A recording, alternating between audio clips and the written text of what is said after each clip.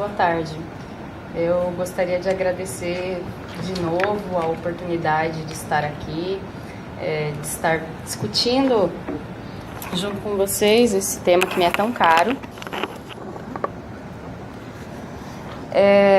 Faz algum tempo já que eu não vinha, achei que nesse ano era uma demonstração importante de participação estar aqui.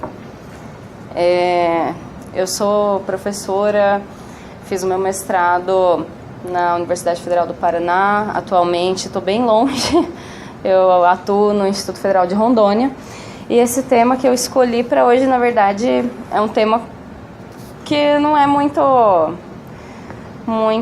similar à minha pesquisa, porque eu estou mais acostumada a trabalhar com textos religiosos, textos com função propagandística, a Coniches Novelle. Eu não estou muito habituada a trabalhar com textos administrativos e jurídicos, mas eu escolhi trazer uma coisa um pouco diferente dessa vez, então vou falar um pouco sobre esse contexto.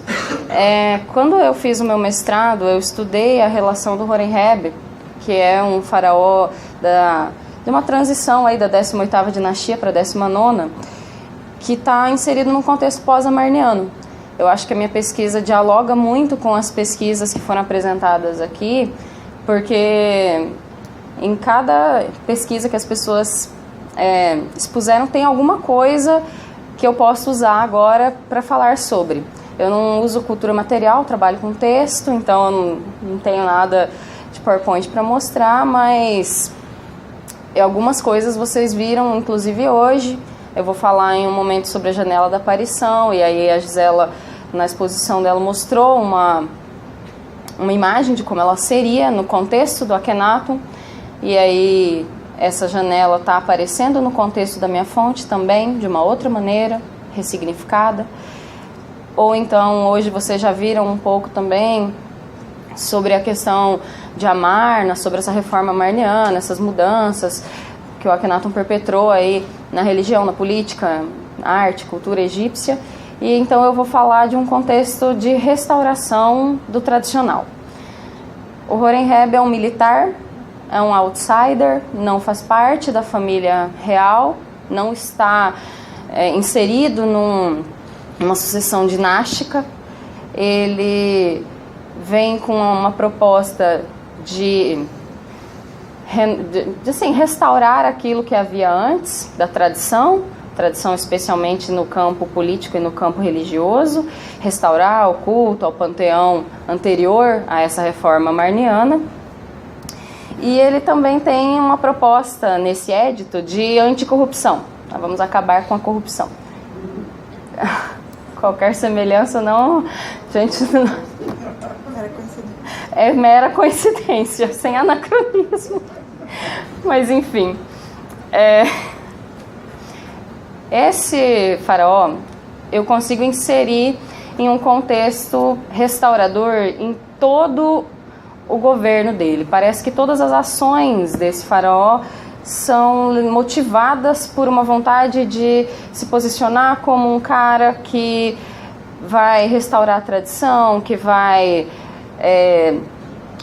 obliterar essa memória amarniana, e isso ele faz não só no discurso, como também na prática. Destrói uma série de templos lá de Amarna, traz os tijolinhos, os talatates, e coloca para encher os seus pilones. Então ele esconde mesmo o que havia de cultura material amarniana, destrói no sentido físico também essa memória, e aí tudo isso nesse esforço restaurador. No entanto, por ele ter sido um militar, um oficial do governo, anteriormente já atuava no período de Amarna, era uma expressão menor ali como oficial, foi crescendo durante o reinado de Ai, por exemplo, de Tutankhamon, ele já aparece, e aí muitos egiptólogos costumam ligar ele a uma militarização da função faraônica. No entanto, na minha pesquisa, e eu tenho me apoiado em opiniões de outros estudiosos desse período que acreditam que não existe essa militarização da função faraônica por causa do Horemheb. Apesar dele ter escolhido como sucessor um cara que não era da família dele, que é o Ramsés I, inaugurando aí a 19ª dinastia, que era também um militar. Mas, no entanto, a minha pergunta é, será que, se não existisse a tumba menfita do Horemheb, do passado dele, militar, em que aparecem um monte de cenas que colocam ele nos campos de batalha, organizando tudo isso, a importância dele como oficial militar, será que nós acharíamos que esse faraó foi diferente dos outros no contexto militar? Se ele não tivesse... se ele não tivesse essa tumba anterior, né, da vida dele mesmo, que ele já tinha, claro, vocês sabem, todo mundo sabe, os egípcios construíam as suas tumbas já em vida, e ele já tinha a construção dessa tumba. Depois, para modificar, ele simplesmente colocou lá um uraeus na cabeça dele, aquela cobrinha sagrada, que é um dos símbolos mais fortes aí da questão faraônica. E ele, depois que ele se torna faraó, ele abandona essa tumba, faz essa modificação, abandona essa tumba e constrói uma tumba, essa sim, no Vale dos Reis, é a KV57, que é uma tumba muito interessante, inclusive, porque ela tem lá um passo a passo de como eles faziam os desenhos. É uma tumba muito interessante de ser estudada. Para quem estava no curso do professor Antônio Brancaleon hoje de manhã, ele mostrou uma parte da tumba já acabada, com fundo azul, muito bonita, por sinal. Mostrou alguns hieróglifos lá, se vocês tiveram a oportunidade de ver um pouquinho dessa tumba. Mas essa militarização da função faraônica não é a identidade que ele busca reforçar. A identidade que ele busca reforçar nas fontes que ele possui depois como faraó é uma identidade muito mais ligada ao passado dele oficial, no sentido da administração, e não como um militar.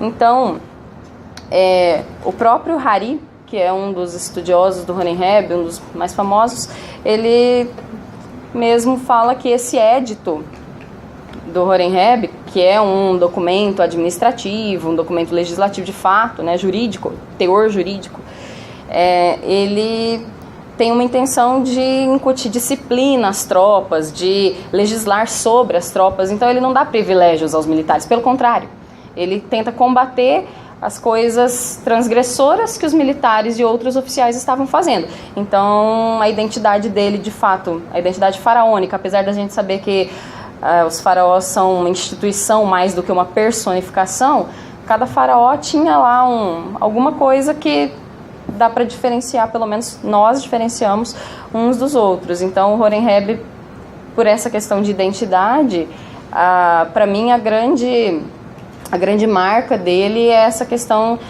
de ser um restaurador, de ser um cara que cuida do Egito, de ser um cara que deseja retomar essa tradição, se colocar ali como o escolhido dos deuses. Esse é inclusive um prenome dele, Setepenra, o escolhido de Ra, né? O cara que é escolhido pelos deuses. Ele tem o texto de coroação dele, no qual ele faz toda uma propaganda de que ele não era da família real, mas ele foi escolhido pelos deuses para reinar.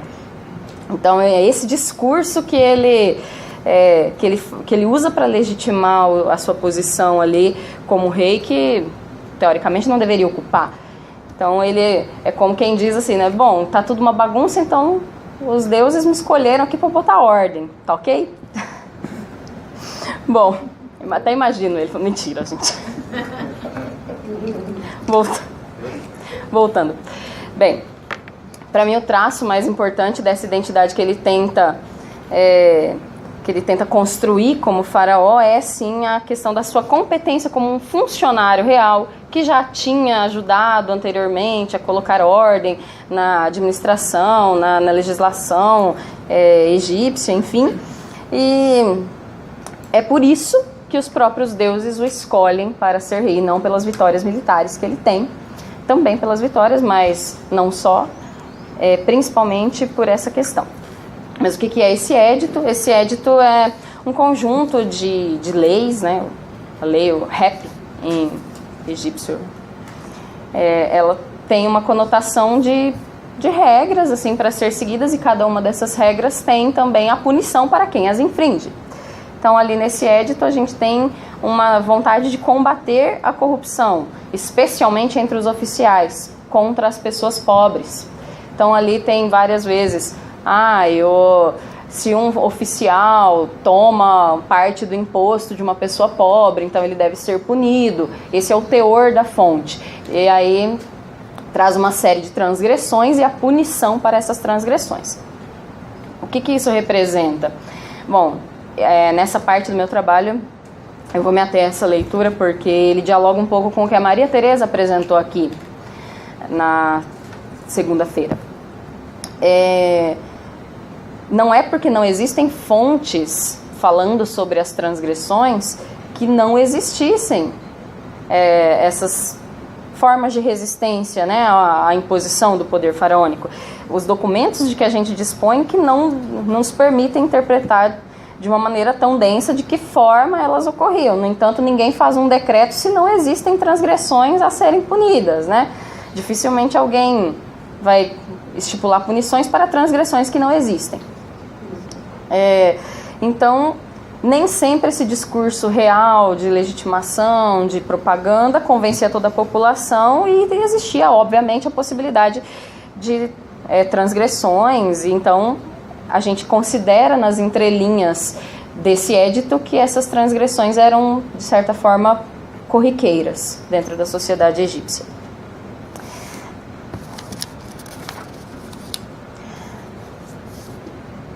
No entanto, elas não tinham muita circulação. Apesar da gente ter um édito dizendo o que vai acontecer, a gente não tem muito relato desses processos, do que era feito, de quais eram as transgressões. Temos alguns grandes casos, a conspiração do Harém é um grande caso, né, de transgressão, bem documentado inclusive, mas não temos muitas coisas de cidadãos comuns em que seriam essas transgressões, né?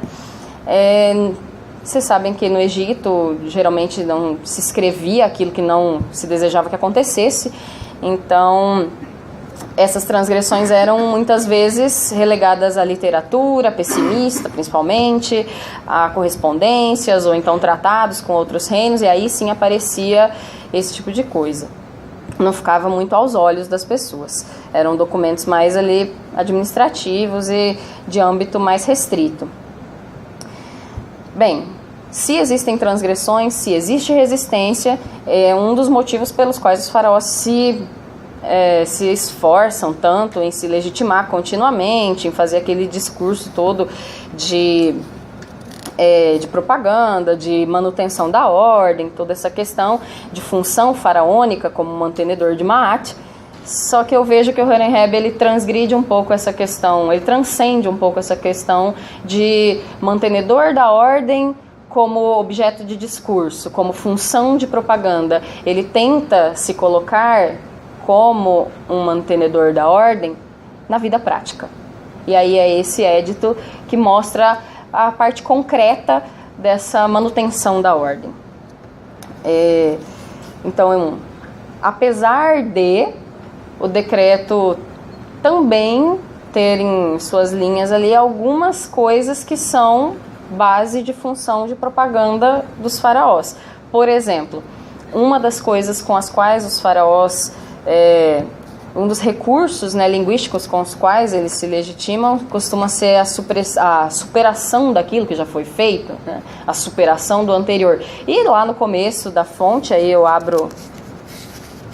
vou citar a fonte, vou abrir aspas aqui, ele se coloca como um cara que vai superar aquilo que foi feito, um faraó que vai restaurar a ordem, então ele diz assim, numa tradução livre aqui, abre aspas, eu restaurei a terra inteira, eu a percorri, eu moldei o Alto Egito, fortaleci o Baixo Egito, eu conheço o seu interior completamente porque eu alcancei seu mais profundo interior percorrendo.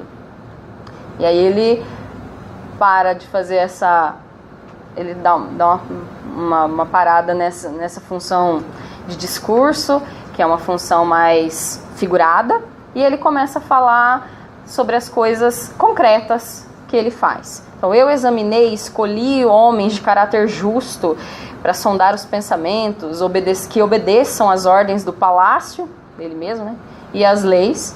Nomeei para julgar as 2 terras, para a satisfação de quem está no Egito. Então, tentando se mostrar como um cara que se preocupava com a satisfação do povo que vivia no Egito. Ele começa a falar aí uma série de medidas que ele toma, medidas concretas, nesse caso, que ele toma, diz que instala essas pessoas, um no Alto Egito, um no Baixo Egito, dando instruções verbais para eles conseguirem fazer o seu trabalho mediante a aplicação dessas leis. Então, diz o Horemheb na sua fonte que ele ensina os caminhos da justiça para esses funcionários que ele escolhe.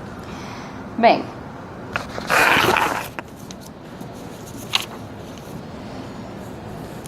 qual é então a grande marca identitária do Horemheb?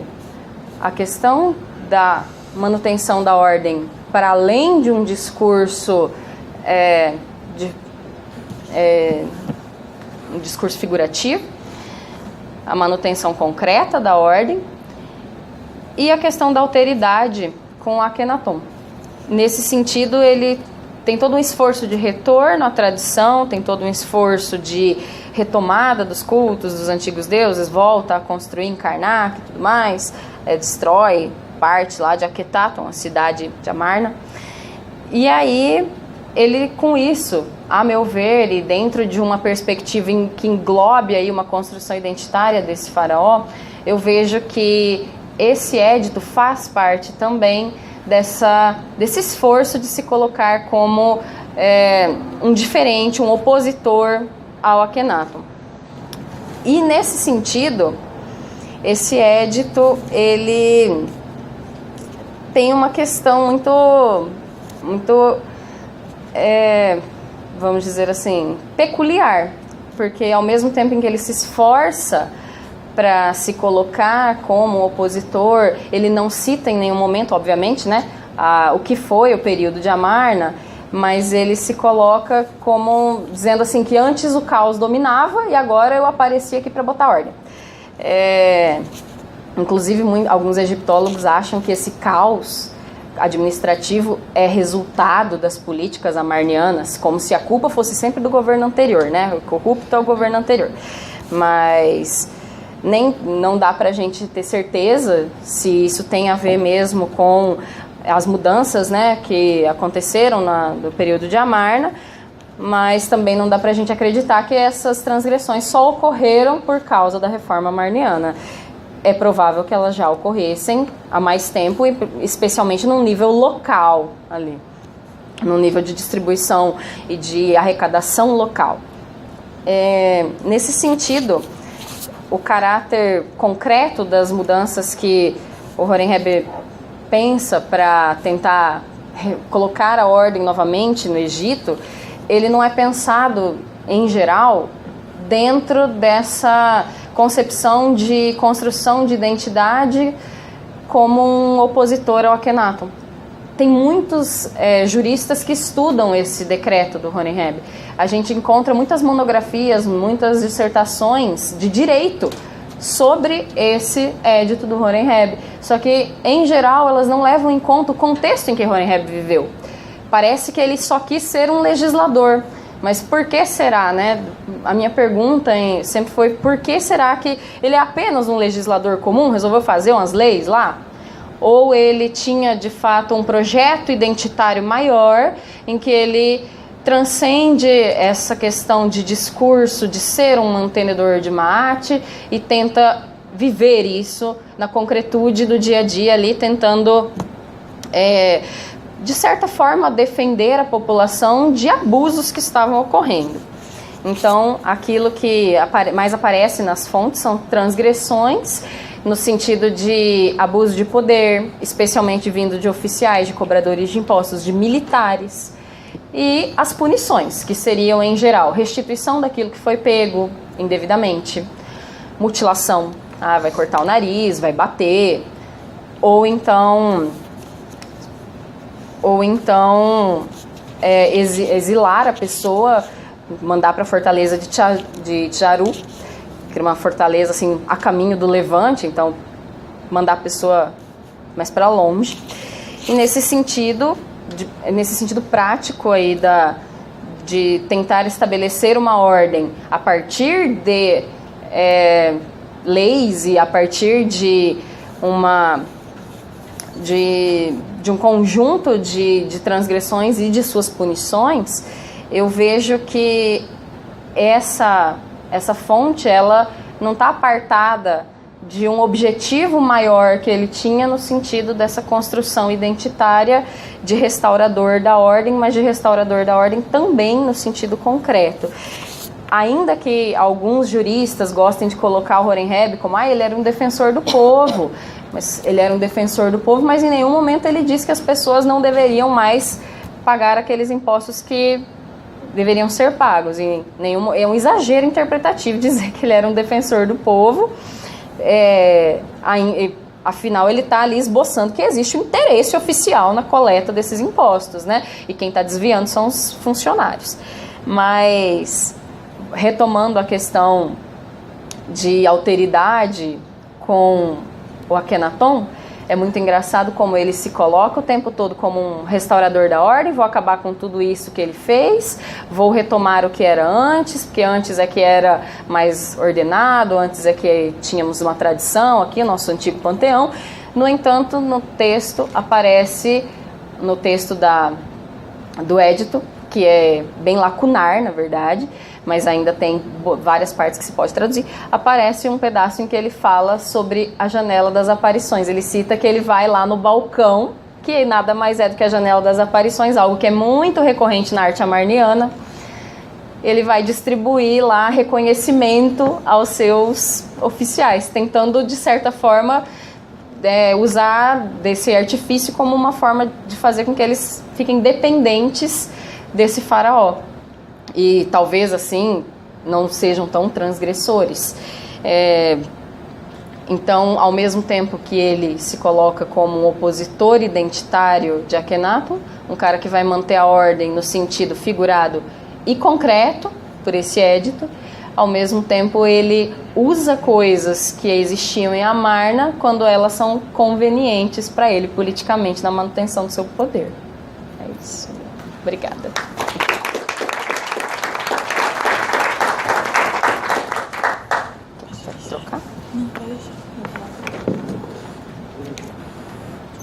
Obrigada, professora. Bom, continuando, vou fazer minha apresentação agora. Tá. Como é que é aqui? Tá assim pra baixo. Esse ou esse? Tá assim pra baixo.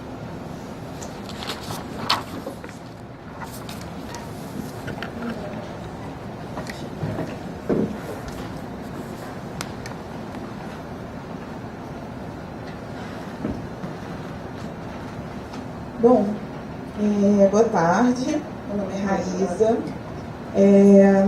eu sou aluna do mestrado aqui do programa de pós-graduação de Arqueologia do Museu Nacional, orientada do professor Antônio Brancaglione, e eu vou falar hoje sobre a inumação dos deuses, estatuetas divinas no contexto funerário.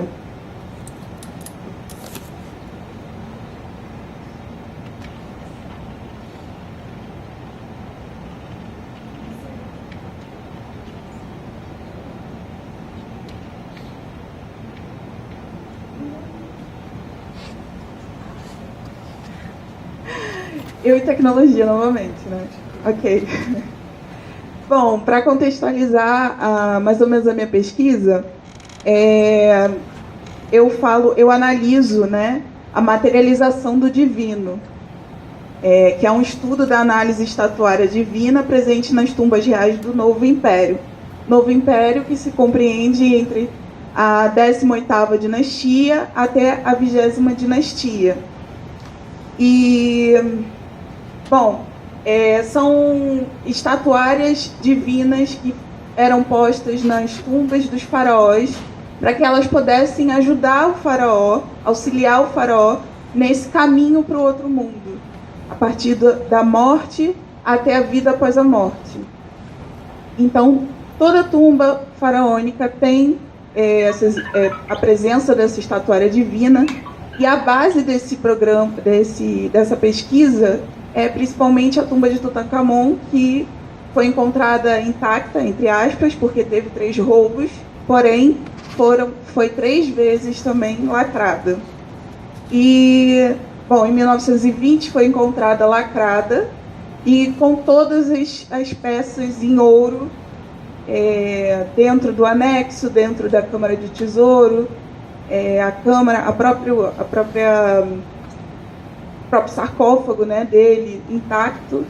Então, a minha pesquisa começou mesmo na graduação com o catálogo dessas estátuas e eu estou continuando essa pesquisa abrangendo mais dinastias. Ok, aqui.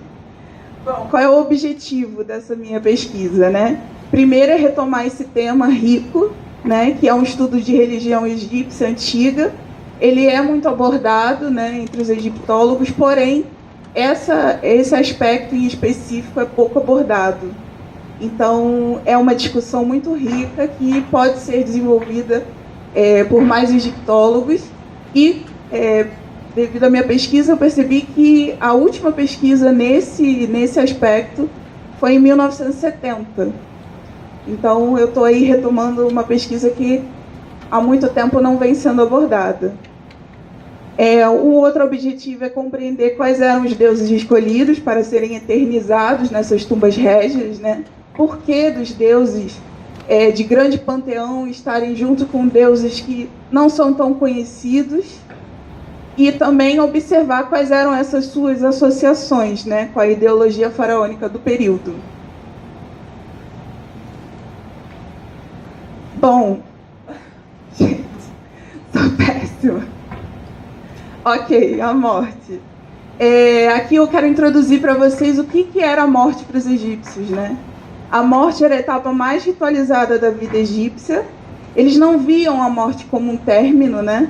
Ela era o início de uma existência melhor, cercada pela proteção dos deuses.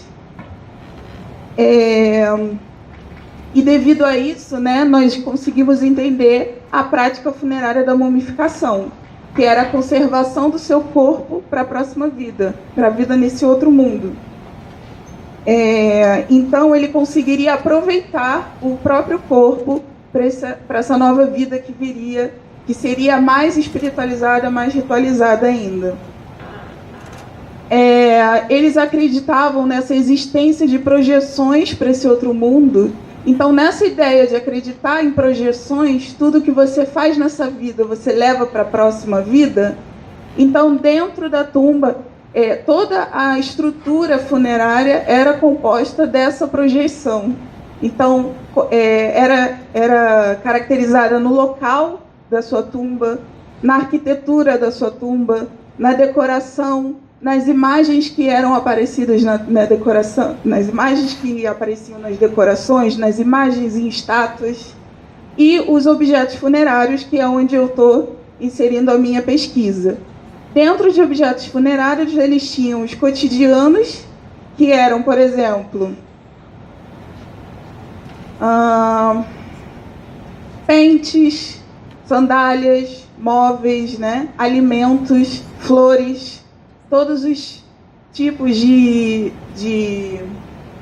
objetos que até esses próprios objetos eram eles que atraíam os ladrões, né, de tumbas, que eram esses objetos que os faraós utilizaram em vida, normalmente banhados em ouro, e isso que atraía esses ladrões de tumba. O segundo tipo de objetos funerários, nós temos os realmente funerários, exclusivamente funerários, né? Que eram feitos para estarem na tumba. Eles não eram utilizados na vida do faraó, apenas eram construídos, montados para o enxoval funerário. E é dentro desse aqui que eu estou inserindo a minha pesquisa. Bom, então, entrando nos rituais, nós temos que os costumes funerários egípcios, né, eles seguiam uma série elaborada de rituais de sepultamento, considerados necessários para garantir a vida após a morte.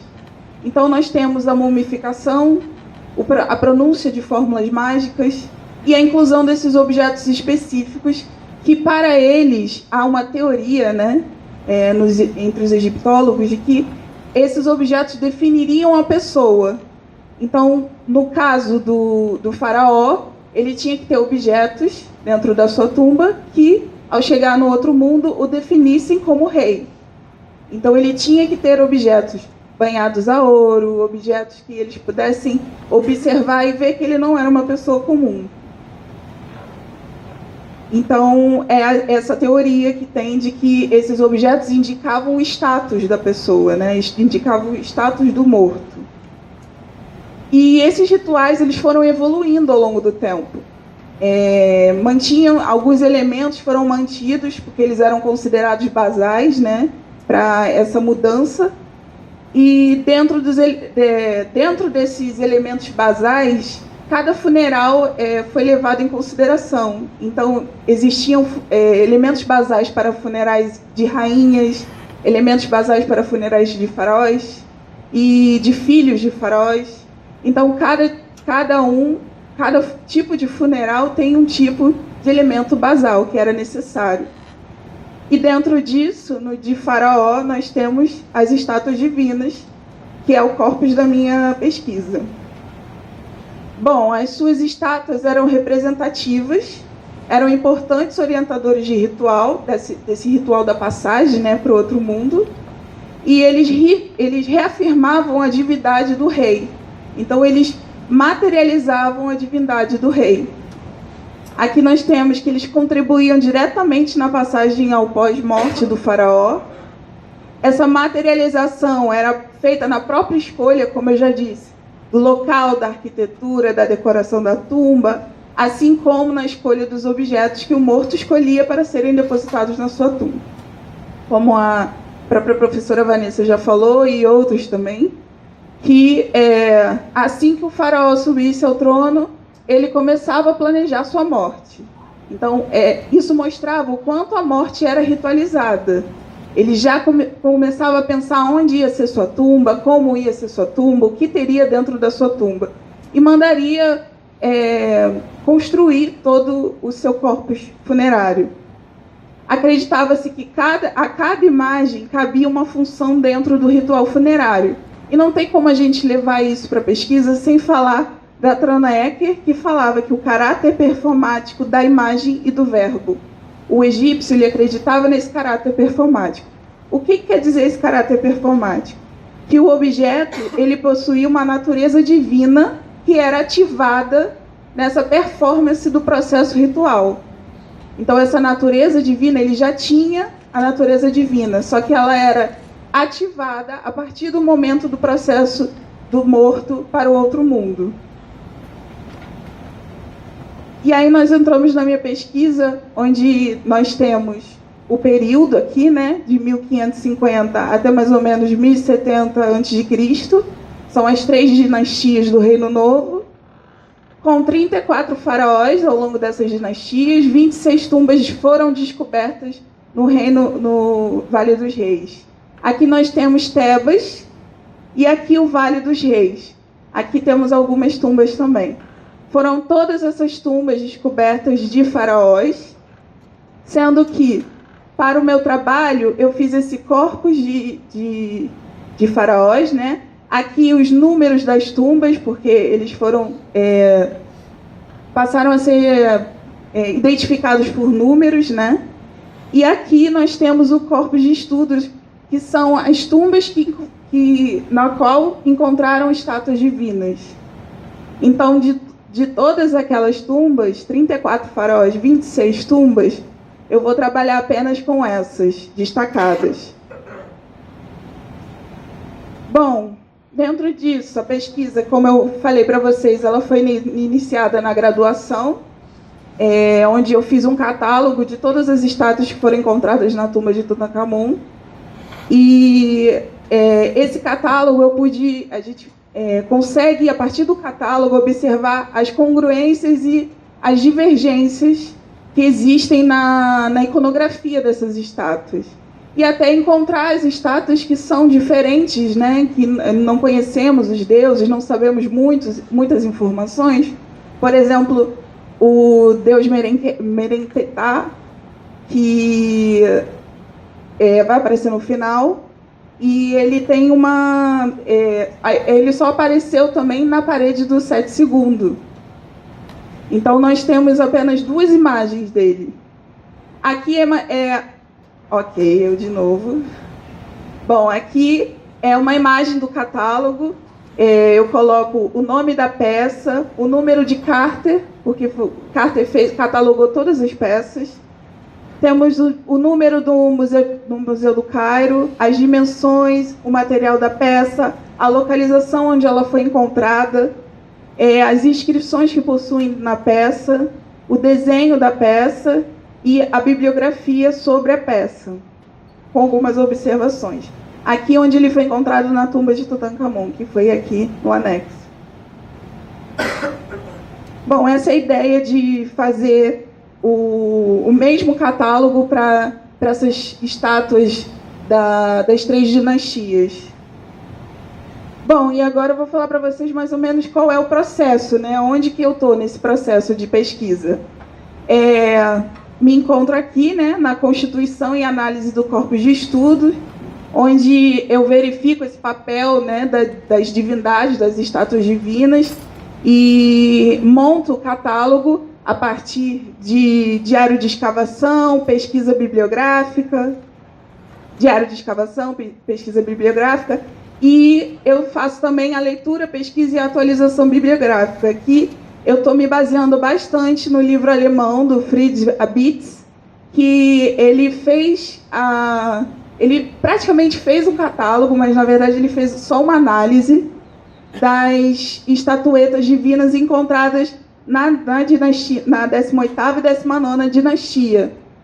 Então, ele praticamente me ajudou. E foi essa a pesquisa que eu falo que foi uma das últimas nesse tema, né? Que ela foi feita em 1979.